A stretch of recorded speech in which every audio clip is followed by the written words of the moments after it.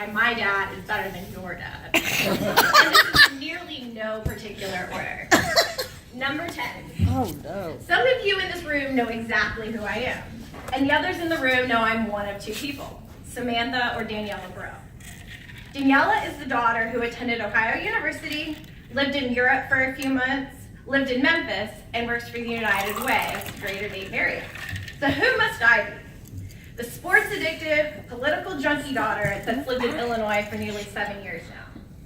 Dad may not have told Danny or I, but with everyone always seemed to know what we were up to, no doubt Dad did a little sharing about us. Number 9.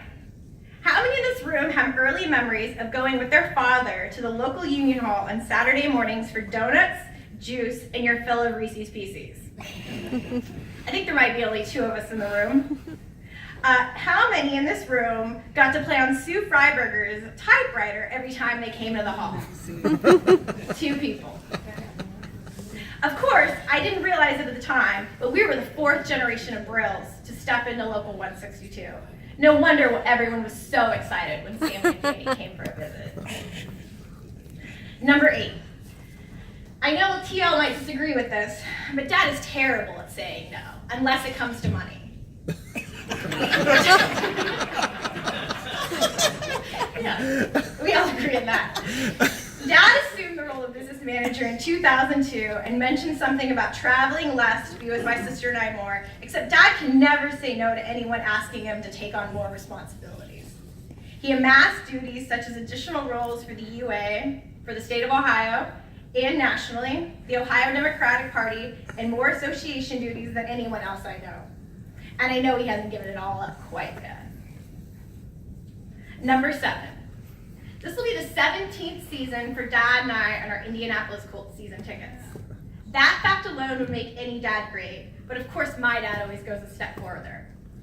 If my schedule makes it impossible to attend a game, he won't go without me. The only time he ever did was this past season, and the Steelers were in town, and I said, you cannot miss that game. And so we did it. But if I needed his ticket to impress a date, he'd give it up, no question. Go ahead, have fun. Unless, of course, Tom Brady's in town, which I do believe that Dad even had a meeting moved once because it was going to interfere with a Manning versus Brady matchup. We couldn't have that. Once a season, Dad would always have to miss a game too, but he'd make sure I went no matter the opponent. He never wanted me to miss a game. Dad and I don't miss a beat. Number 6. Dad and I don't miss a beat, no matter the sporting event or political talk of the moment. The NFL, the Ohio State University, college basketball, how terrible the Reds are, my boy Tiger, Serena, or what Sherrod's number is looking like right now. Can my boy JB pull it out in Illinois? Or what craziness can the Supreme Court come up with this week? Or just a few of the discussions that Dad and I have on a frequent basis. It's always a treat when I get a phone call from someone I know in Illinois that was at a meeting or had a chance to meet Dad. As soon as most folks hear the name Brill, they know we have to be related somehow. I talk about Dad probably more than I should to my friends and colleagues in Illinois, but he's just such an impossible guy not to talk about. Number 5. Daniela is neither a political junkie nor sports addict, but if you asked either of us who is Dad's favorite, we both would say he doesn't have one. Dad and Danny share a wit, quickness, and comfortability in silence when sometimes I wish I possessed. I know sometimes they wish I could enjoy the latter. Number 4. How many in this room were taught the political process through action before losing half their baby teeth? There might be a few in this room. Dad introduced us to the political process early. Danny and I were knocking on doors before the age of 7 to stop a local business from putting a liquor store across from our house, our childhood home.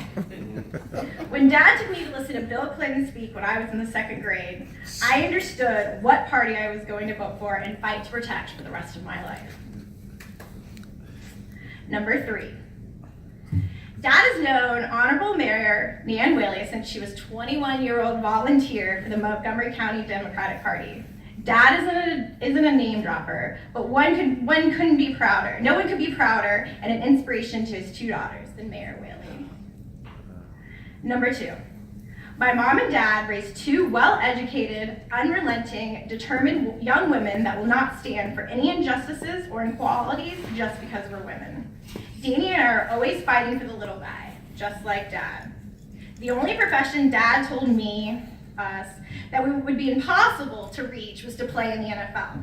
Which, after everything we know about head trauma and concussions, I accept that decision. And finally, I'd like everyone to raise their glass for a toast. To a man who never accepts accolades, attention, or any sort of recognition for his hard work. Dad, we could not be prouder of you, and thank you for instilling, inspiring, and motivating everyone in this room to be a better person. And I close this top 10 with one of Dad's favorite authors, H.L. Mencken. In this world of sin and sorrow, there is always something to be thankful for.